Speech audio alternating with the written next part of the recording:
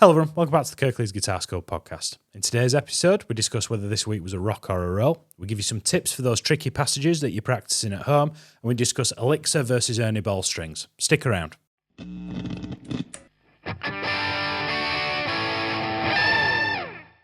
Hello everyone, welcome back to the Kirklees Guitar School Podcast. Episode 2, I'm joined my co-host, Mr. George Loveridge. How you doing, George? I'm all right, James. How are you?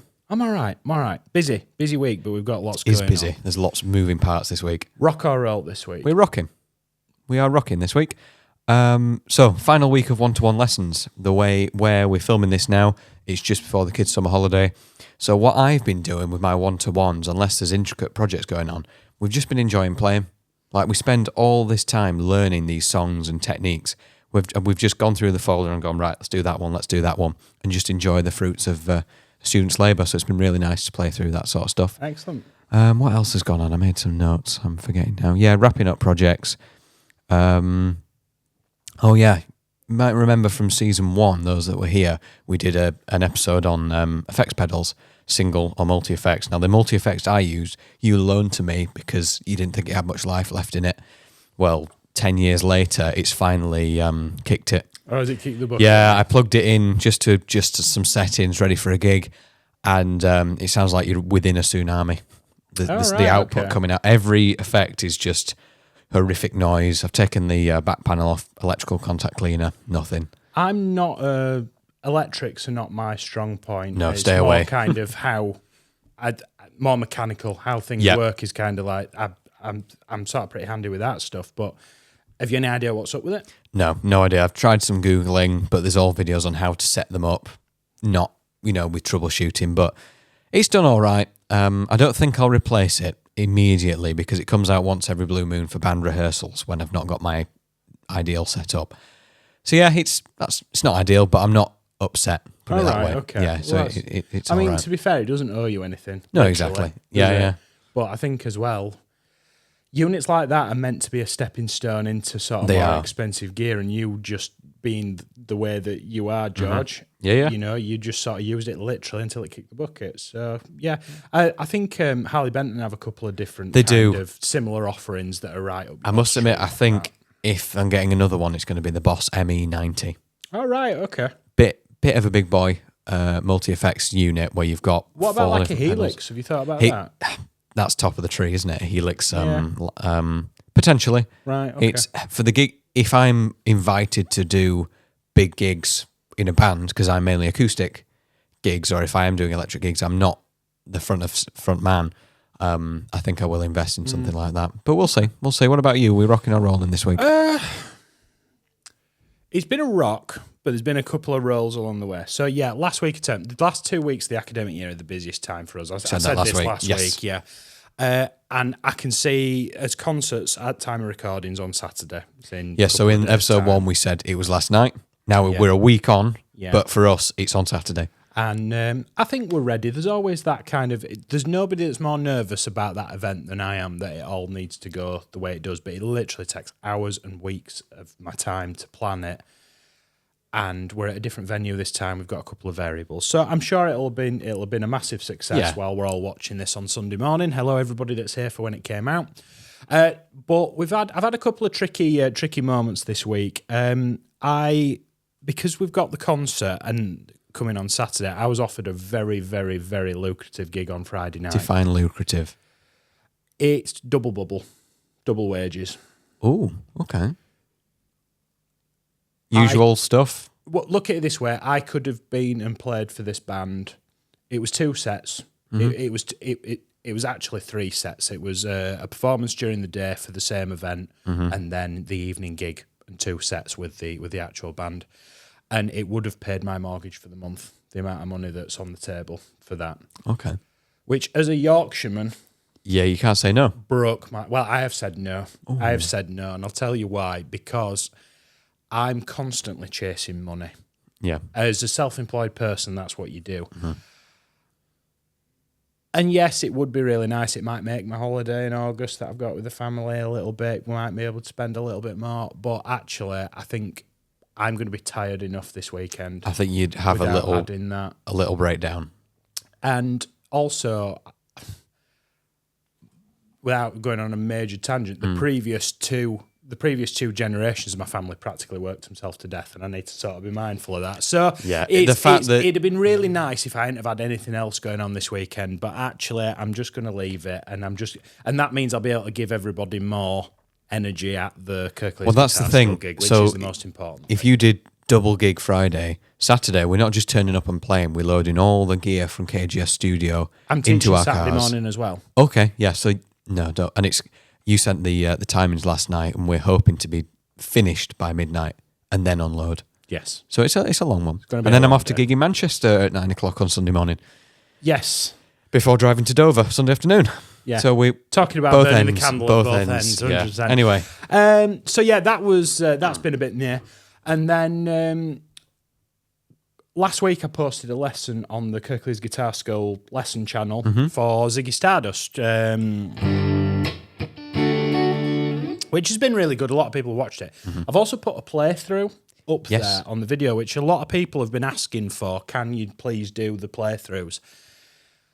They're not that much hassle to make. They're quite time consuming. That video took me 2 hours to make. Now, I'm getting hit with copyright claims. Of course. And I need to think of another way to do it, because if I've spent 2 hours making a video for people to play along to, and then certain people in certain countries with certain copyright restrictions, which is what that means, won't be able to hear the audio on the video. Because we are they'll just global. Be able to see. Yeah, we are.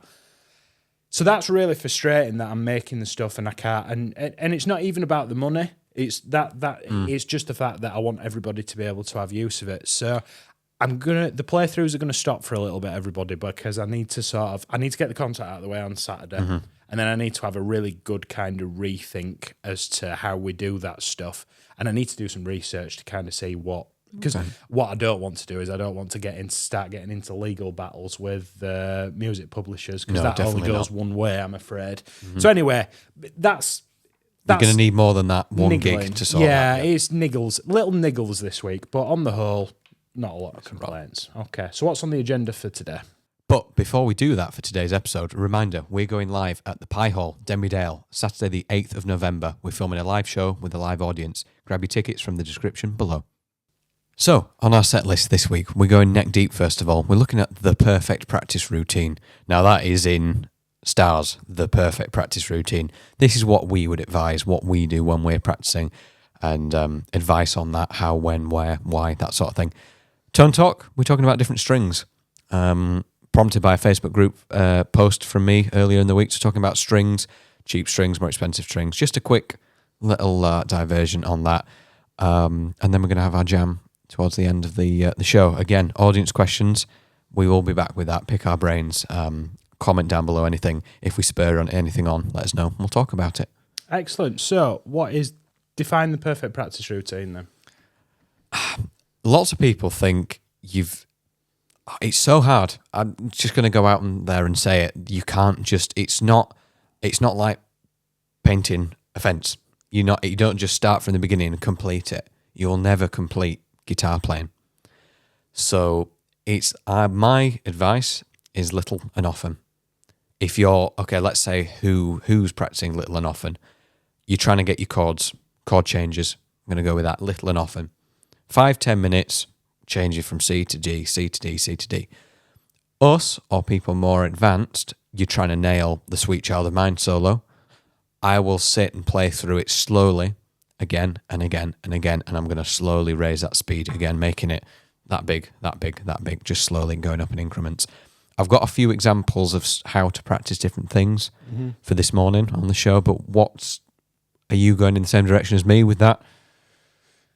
It's as personal as what drink you order at the bar, isn't it? It's kind of like,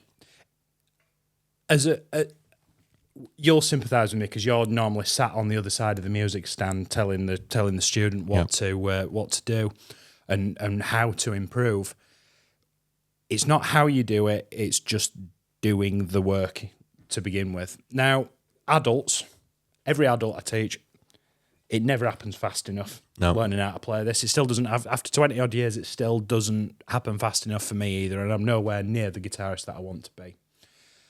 Some people are morning people.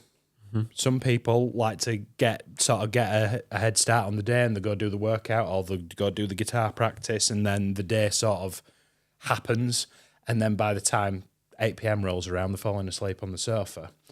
Other people are night owls. I've been both ends of that spectrum across, because I've played for so long. I've been at both ends of that spectrum. As a teenager, I would be practicing into the wee hours of the morning, with headphones on, obviously. Yes. But then as I sort of got into my late 20s, early 30s, before small people arrived, I would get up early. I've said this before on the podcast. I'd get up an hour before me other half. Now I'm just getting it where I can because there's 2 little rugrats that look like me running around. So it's tricky. I think what a lot of people miss is you need to have some sort of technical aspect, something that's measurable, and something that and some sort of something that you've conquered already that's going to make you feel good about your guitar playing. Now, depending on where you are in your playing journey, it might be, do you know what? I'm trying to learn how to play Paranoid. But my hammer-ons are just not what I want them to be. So my practice routine today, log on to Kirklees Guitar School and go through a scale and find some scales and practice some of those. And I think as well, what a lot of people do, and I don't want to go down the sort of self-help rabbit hole, it's not that kind of podcast, is it? No. But I think a conversation I had this week that I think ties into this beautifully is, what's your definition of done? What are you trying to achieve in that practice session? You can't just, the amount of people that sit in the chair opposite me and go, I just want to get better at soloing.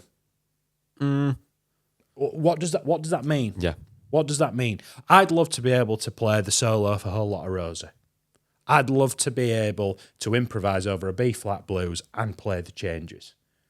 If you need to get really clear on exactly what you want so that you can work on it, tick that off your list, and then move on to the next thing.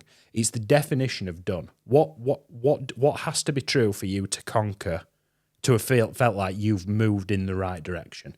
And that might be, in a minute, I can change between a C and a G chord 18 times. Next week, I want to double that. Mm-hmm. And you assign numbers to these things, and it will help you, because it never happens fast enough. It's so slow and laborious, this, and it's often the case of the older that you get, the longer it takes as well, or perceived. But I think it's just we don't have a lot of patience because we've got a lot of other stuff swimming around our heads. Yeah, there's no time frame either. I had a student, an adult learner, say, how long's your previous lad been playing? I said, I'm not too sure, because he came to me from somewhere else. And I said, there's not a timestamp. In a year, you should be this good. In 2 years, you should be that good, because it varies. Now, you mentioned having a way to track your progress sort of thing. Good way to do that is by slowing things down with YouTube. This week, it's 70%. Can we get it to 80% next week? But then you said setting a goal for practice. Some people like to write down their practice schedule. If you're doing that, or even if you're doing it in your head, I've been doing My Girl a lot recently by The Temptations. Not like that, hopefully, with a better input jack. But that song, so a lot of people struggle with that riff. So I try and get in some alternate picking in there, a couple of more skills. Some people, you want to think, right, today I can't play that riff. By the end of my practice today, I want to be able to play that first C riff. The first riff's on C, the second one's in F. Don't say you want to be able to finish the song. Set a small goal for that practice routine, because then it's more realistic. And anything you achieve over that's a bonus then, isn't it? Exactly right. So, but that's the thing. You can then delegate that practice into right hand and left hand practice. So if you're making the notes, but you're picking and you're going, your right hand's not catching up. Okay, right hand is at fault here. I'd advise going to that spider exercise and working up and down, because it's your right hand catching all the strings. But what if you're picking all the strings and your left hand's playing the wrong frets? Well, it's your left hand you need to work on, and you can split it 50-50. By the end of today's practice, I want to be able to do the spider exercise at 70 beats per minute. That's just helping your right hand. But the other thing that I just want to touch on, even if you make some dodgy chord changes, some dodgy notes, grab them kicking and screaming, because it's still practice. You're still getting experience. Just had a bad driving lesson today. It's still practice that you've had behind the wheel. Doesn't matter that it's not perfect. That's my So let's take that My Girl example. If you're trying to get that riff, and let's say you're picking through that, and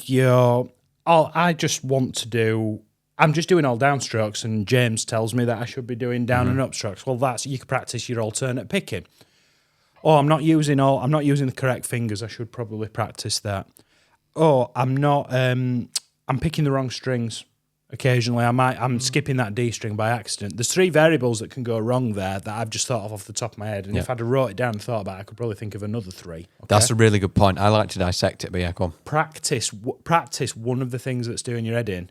And so alternate picking, okay? Instead of trying to play the riff, play the notes in sequence, up and down. You could break out of that. You could do a spider exercise like George has mentioned. You could do that stuff. You could even go practice the 5 positions of your pentatonic scale and then come back to it and almost try and wake your finger up. Try and solve one thing rather than going, I just need to play it better and I'm just going to do the thing again and again and again. The beatings will continue until morale improves. Rather than having that, which some people are really responsive to. So many students who do that, yeah. But some people are really responsive to it, and particularly kids that are naive, and that could be clipped and altered the other way, couldn't it? Keep digging, mate. Keep digging. Just keep digging that hole. But if you know there's multiple things wrong, rather than sort of saying, right, it's all wrong and I just need to do it properly. Go, right, okay, well, I'm just going to tackle the picking today. Don't worry about what fingers I'm using. If I miss a string, whatever, I'm just going to get this finger and get that to a point where that's kind of on autopilot and you go, right, okay, I've fixed one of the 3 things. Yep. You can tick that off your list. Right, okay. I need to stop missing strings now. That's the next thing. And I think it's not necessarily learning how to do the thing. It's learning how to break it down and problem solve. 100%. You have to sort of dissect it before you go in. So if you're struggling with, now I believe guitar playing is cognitive. When you're doing strumming patterns, down, down, up, down, up, say it out loud. Tell your body what to do. I understand that people do strength training and stuff. They kind of visualize what muscle they're training, and there's a link between if you visualize. Anyway, if you're struggling with the alternate picking, because we clearly know what to talk about. 100%. You've seen these pipe cleaners. If you think about the picking, down, up, down, up, down, up. Say that as you're playing the riff. Go on, down, up, down, up, down, up, down, up, down, up, down, up, down, up, down. Now, okay, let's say I fix that. It takes a lot longer than that. What if I'm playing the wrong frets? 3, 5, 3, 5. Sorry, 3, 5, 2, 5, 2, 5. I'm saying the frets that I'm playing. Doesn't work for every riff. Don't get me. If you're going, your mouth just can't keep up. But say it in your head what you're playing at this sort of level. Another thing I've been doing with students on this riff. Can you play me the F riff? Because I struggle on the C riff. So what we've been doing, we take it in turns. So it's like the track's on, but you're doing the F riff, I'm doing the C riff. Oh, right, okay. So if I'm the student struggling on the C riff, I'll play the C part. I can then hear the rest of the riff, and I can come back in, and I've had enough time to recompose myself. I do that in the group classes, where sometimes when they're struggling with a particular chord shape, say they've got 4 guitar players in front of me, I'll give them a chord each to play along to the record, and it just kind of, it's not very practical when you're at home, but it's a nice little team building exercise, and so that you can hear what you're aiming for. We are going to be doing, I've sort of put this out on the Facebook group, we're going to be doing a practice challenge for the month of August. Nice. Is the Facebook group. So more info on that will come out probably around the time that this podcast airs, to be fair. Yeah, this will go out in August, won't it? I'm going to do a 4-week practice challenge for August, and we're going to sort of see who can get the most time in. Well, not even the most time, but who can be either A, the most time, or B, the most consistent in their practice, and try and sort of encourage us all to just sort of get after it a little bit, which I think would be good fun. Well, speaking of that Facebook group, I'm going to sort of drag us along now. Someone put a post in. I know you don't. I don't know if you take requests really for your lessons. I know you've got a bit of a list. The list has become If that's a jar with the suggestions in it, it's just overflowing with stuff, and they're coming in far quicker than I can service them. So I've actually, if you subscribe to the email list and you get the weekly email with the tabs, you'll have seen that I've put a notice on there saying that requests are currently paused because I've just got that much of a backlog to do, and I don't want people to think I'm ignoring them. I literally don't have the time to do them all. And also, we've gone down to what one of the comments that I got was. For my lessons, you're putting out so many lessons and I can't keep up. So I've gone down to one lesson a week. Always leaving wanting more. Now. Well, and it's just that I'd much rather that everybody does one thing really well rather than... Yeah, that's a really good point. And also, they take a lot of time to make these lessons, and I want to make sure as many people are getting what they need out of it as possible. So yeah, but also some of the suggestions, it might be a really good suggestion, but then I've got to weigh up how many people's that going to reach. If I transcribe a Napalm Death song for somebody, how many of our audience are going to? I was going to say that? If it's an obscure jazz piece or something, we have to think about you mainly SEO. Yeah, we love serving it's you. You like serving the people in the group and the community that you've built up. But how did you find us? Because you wanted to learn how to play Albatross. Yeah, that's literally and then you're in. If you found us by the Albatross video, which I think 99% of the people that regularly come back do, let us know in the comments. So sorry, I took a tangent off your tangent. Okay, yeah, my tangent is the Facebook group. It's quite nice to look at what people are posting. Some gentleman, I can't remember your name, sir, referenced ABBA, Does Your Mother Know? And I've gigged this before, and I forgot how cool it actually is. Now, you always serve people as being the only guitarist on the gig. That's me. That's what I do. So I start off with that bass line.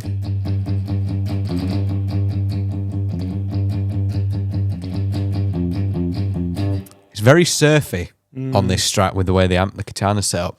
But then he goes to a higher octave G on the A string, and he's playing G sus4 on and off. And that's kind of a play on all like the Keith Richards type sus4 thing, sort isn't of, it? in an open G tuning, yeah. Now I could do it as a G bar further up, but you can hear it's that screaming 70s guitar. But then there's a couple of chords. You're so hard, you tease him. I don't know the song well enough to comment on it. To be honest. I can't say I'm an avid ABBA fan. There's some really avid ABBA fan. It's easy for you. Say that 5 times fast. That's it, yeah. There's some really cool stuff. There's Gimme Gimme Gimme by ABBA. That's got a 58-second instrumental, and I play. Of course, you know. It's because I play Layla over that, and people at the gigs are going, "What? I thought we were doing ABBA," and I'm going. Then I'm back to the song. But anyway, from there, the chorus does this really cool sort of 9 to 5 Motown thing. Oh, right, okay, yeah. It's grabbing. All I'm doing is playing like a power chord shape, but missing out the fifth and playing the octave, going from G to A, B flat, B, and then it lands on C. It's just a really creative way of jumping. Climbing up the scale, yeah. Yeah, a 9 to 5 is, I think it starts on A flat, I think.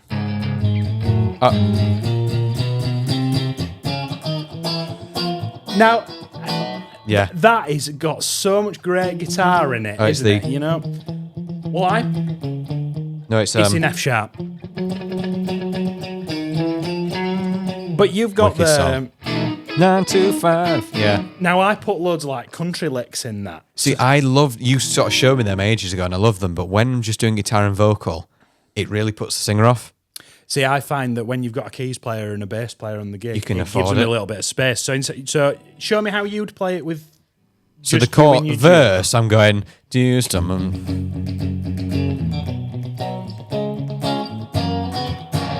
Oh God, this input working. And then I'm going to my F sharp. But I know you can do all that the country stuff in there. I'll play the B flat, but I kind of do that sort of almost a bit long train running. Yeah. So I'll go. So you're putting an E in there, yeah, effectively, and then I go down to F sharp to B. But then, if I'm really trying to test the band leader's patience, I'll go. Oh, nice. You know, sort of CCR country, yeah. Yeah, and the sort of all the major licks. Trying to make my Strat sound like a telly. Yeah, there's so many cool songs that are big, cheesy karaoke hits, but actually, if you strip them down a little bit, there's some really good guitar work underneath. Yeah, it's quite funny, isn't it? You know, sort of big bearded tattooed dude really likes playing Dolly Parton. Yeah, because it's good music. I don't care where it comes from. You know, Dolly's just covered a Motley Crue song. No, but I can believe it. Well, it's not exactly girls, girls, girls or anything. Okay. It's Home Sweet Home. It's been done for a big charity campaign. All right, okay. But she stood, you can see her like giggling to herself. She's like, I'm singing this here and there, Motley Crue. And she's singing with, they've got Tommy Lee and Nick Six in there, but Vince isn't singing. No, because he's lost it now, sadly.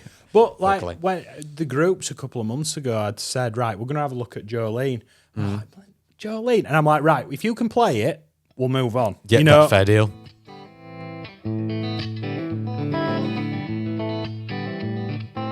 You know, I even have to get warmed up to play that. It's just great guitar music. It doesn't matter where it comes from. There's even "Call Me" by Blondie. I know everyone wants to play one way or another, but there's a really cool. It's what we call an ascending phrase, where we're just going up and up and up and up. And I play it like a kind of slide guitar thing.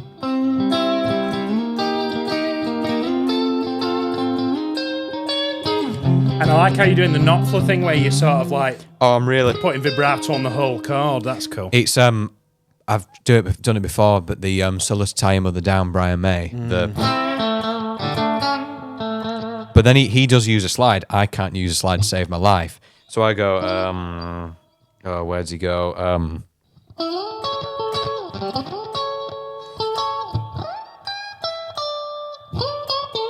I'm just over-bending and over-vibratoing everything. If that's an adjective, we'll go with it.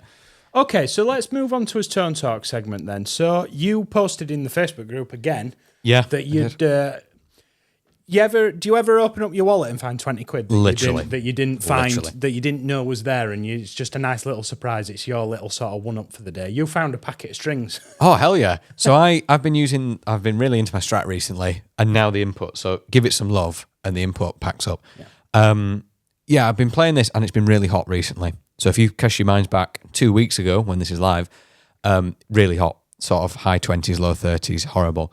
Playing a guitar in the heat, we're both quite clean individuals, but even so, everything just takes a lot more battering. Like the body gets a bit tacky is the way I want to say, and the strings just don't last as long. So I thought, right, want to use the Strat this week. I'll put another set of Harley Bentons on. They're £1.25 a packet. Went into my cardboard box, lifted up the lid, and oh my God, there's a 3-pack of Ernie balls in there. Now, these are Ernie Ball Super Slinky 10-gauge strings. And what made you go for Ernie Ball? Because they're my medium brand for strings. Medium brand. My top of the tier for me is Diodario's. Right, okay. 10s. 3-pack of them, because they're sort of 25 quid now, I think. 18 pack. They're the more premium. It might be 20 now. And they're quite a chunky. Those sound great on a Les Paul. But on this Strat, I've got these Ernie balls, which have that slinky, again, Mark Knopfler kind of, or Red Hot Chili Peppers, Can't Stop, that kind of thing. I know they endorse a lot of artists, don't they? Yeah, but the big difference I found between the value, I've had 2 sets of value strings on this year. So this is on its 3rd set of strings this year, and we're in August, July. They were in tune, they were ready, it was gig ready within about 10 minutes. It wasn't going out of tune every bend. Now, the Harley Bentons are great. We really do recommend them. I use them on all my teaching guitars. But to have that, I got the Strat sound back. It was sort of Strat sound and a bit more. So, say there were 20 quid for the packet. 20 for a 3-pack, yeah. 3, so what are the 6-7 quid? 6-7 quid a packet, compared to £1.25 a packet. Yeah. For people that are playing at home, is it worth spending the extra money? Honestly, I would have been very happy with a fresh set of Harley Bentons. But it's when you get the new... It's like you can make a bolognese at home, hear me out, folks, and it tastes all right, tastes fine. You go to an Italian restaurant and you go, that's a good bolognese. It's just... I don't know how to describe it. I wear specs to drive at night. it sharpens everything up when I put the specs on. I can see fine, but then I can see really well when did you see where I'm getting? It's sort of going from 480p to 4K quality. Right, okay. That's the way I view it. Now, if for my teaching guitars, it doesn't matter because I'm just sat playing guitar for 6 hours a day. For gigging, I want to sound the best I can. So I'll show you how I use cheap And it's strings. longevity as well. Yeah. Harley Benton's don't last 2 gigs on my acoustic before they go out of tune and they sound a bit dead. I don't like. I have a dozen packets of those cheap strings at any given time because they are a really good. If a kid comes into a Saturday morning class and his guitar looks like it's got its own little colony growing on its strings. Oh, don't, yeah. I'm not going to spend £6 or £7 on a packet of strings for in 12 months' time them to be the same. But also the parents should be buying them strings, but they don't always because they don't know. It's not a big deal. I've no problem sacrificing £1 or £2 of the schools out of the school coffers to put a decent set of strings on a guitar that's going to make a kid want to pick it up a little bit more. That's how I use it. Does make a big difference having a good set of strings on, yeah. My vintage Les Paul, I'm not putting cheap, nasty strings on that because if you're worried about the cost of those strings against an instrument of that caliber and that cost to acquire, you probably shouldn't own it. Like, if you've just some people will probably disagree with me on that. I don't think they're all created equally. I recently put a set of Elixirs on, that white Telecaster I use sometimes. Yes. And I put 9s on it. And I'm like, ooh, this is nice. So I took the Strat, some of you might have seen, I took the Strat to Aquith guitar setups and they just needed a little bit of work doing. And it'd been probably about 2 years since I'd had it professionally set up. So I set that up for 9s from it. And you know what? It feels like it's an E flat all the time now. It feels really, really nice. Makes you feel like a superhero. For years, yeah. But I went to Elixirs because they had a deal on and I really liked them. So I've bought a 3-pack of Elixirs, 10 gauge, and I'm going to swap all 3 of the Gibsons to Elixirs. Okay. And we'll see how much longer they last because allegedly they do. There's quite a lot of people that study with us here at the school that absolutely swear by them. So we'll put them to the test and I'll report back. Here's me saying I use Harley Benton for cheap, Ernie Ball and Diodario. I'm not a big string snob. I can't remember what brand it is, but they have all the pegs are red, white and blue. Rotor Sound. Yeah. Yeah. For that sort of, how you do in arcade. But I don't like Rotor Sound strings and I don't like I'm not fussed. strings. It's quite, the Diodarios are quite cool on a string through bridge guitar where you restring it through the bridge and you can see all the colours on it. But when you got string through bridge on a Strat or a Tele it doesn't make a difference. So I don't know. We'll see. You always talk about sports cars at this point when we're talking about strings. I'm trying really hard not to talk about tyres. It's like BS bingo. Yeah. Yeah. So, right, okay then. What have we talked about today then, George?